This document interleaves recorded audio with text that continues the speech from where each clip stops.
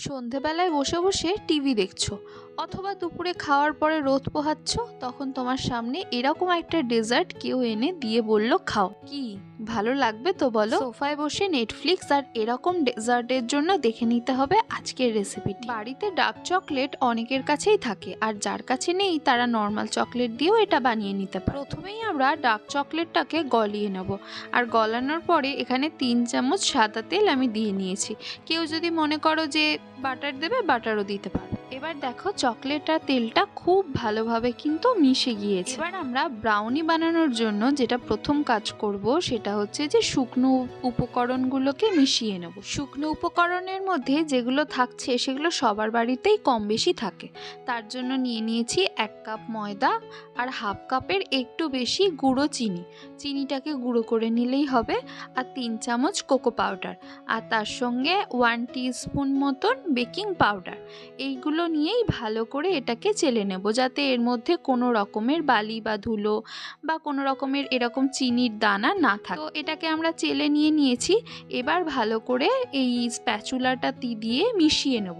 এরকম একটা শুকনো উপকরণ রেডি হয়ে যাবে। এবার আমাদের কাছে যে গলানো চকলেটটা ছিল সেটাকে ভালো করে ঠান্ডা করে এর মধ্যে মিশিয়ে দেবো। ডেজার্ট আইটেমটা না দেখতেই ওরকম লাগে, এত সহজ আর এত সহজে ঘরে বানিয়ে নেওয়া যায় যে রাস্তা থেকে কেনার তো কোনো দরকারই পড়ে না, ঘরেই এত সুন্দরভাবে বানিয়ে খাওয়া যায়। তো এই চকলেটের মিশ্রণটাকে এবার ভালো করে ঢেলে নিয়ে এটাকে ভালো হাতে মিশিয়ে নিতে হবে।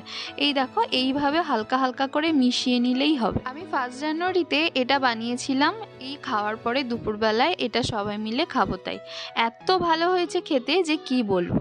এবার এতে মিশিয়ে নিতে হবে এরকম বড় 2টো ডিম। তো এখানে একটা কথা বলে রাখি, এক্ষুনি হয়তো অনেকে বলবে যে এ বাবা আমরা তো ডিম দিয়ে খেতে পারবো না, আমরা তো ভেজিটেরিয়ান, তো কিভাবে খাবো? কোনো রকমের সমস্যা নেই। এই 2টো ডিমের বদলে 1 কাপ দই দিলেই যথেষ্ট। দই দিয়ে কাজটাকে কমপ্লিট করা যাবে।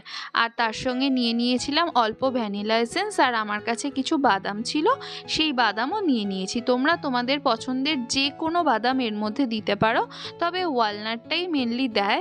আমি ওয়ালনাট আর একটু চীনাবাদামও তার সঙ্গে মিশিয়ে নিয়েছি। দেখো এরকম একটা থকথকে ব্যাটার হবে, মানে টেলটালা কোনো ব্যাটার হবে না। এর মধ্যে কিন্তু কোনো রকমের দুধ অ্যাড হবে না।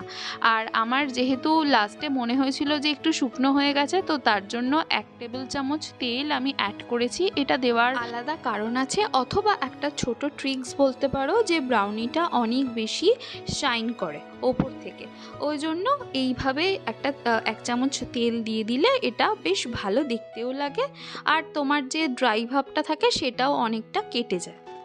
এবার এরকম একটা প্যানে এই যে ব্যাটারটা হয়েছে, এই ব্যাটারটাকে ভালো করে এর মধ্যে ঢেলে নেব।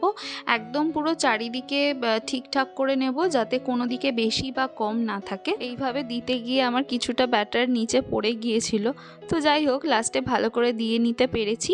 আর সব শেষে এবার এটাকে বেক করতে দিয়ে দেবো। এই নিউ ইয়ারের সিজনে এরকম একটা ডেজার্ট অবশ্যই তোমরা বাড়িতে ট্রাই করো, আর সবাইকে চমকে দাও, আর খাইয়েও তাক লাগিয়ে দাও যে তুমি কত ভালো ডেজার্ট বানাতে পারো। তো এবার এটাকে আমরা মাইক্রোওয়েভে দিয়ে দেবো 180 ডিগ্রিতে।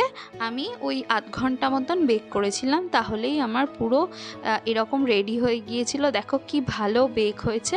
এবার শুধু সুন্দর করে সাজিয়ে গুছিয়ে পরিবেশন করার পালা। আমার কাছে ছিল এরকম চকলেট সিরাপ, তো চকলেট সিরাপটাকে প্লেটের মধ্যে ভালো করে সাজিয়ে ব্রাউনিটা দিয়ে 1 মিনিটের জন্য গরম করে নিয়েছিলাম, কারণ ব্রাউনিটা আমি আগের দিন রাত্রে বানিয়েছি। আর এই ডেজার্টের স্পেশালিটি হলো যে ওপরের আইসক্রিমটা থাকবে পুরো চিল ঠান্ডা, আর তার সঙ্গে নিচে ব্রাউনি আর এই সসটা থাকবে একটু গরম। তো দেখো এইভাবে যদি একটা ডেজার্ট তোমাকে কেউ সার্ভ করে, ওফ, তাহলে তো আর কিছু বলারই নেই। অবশ্যই বাড়িতে বানিয়ে দেখো কিন্তু।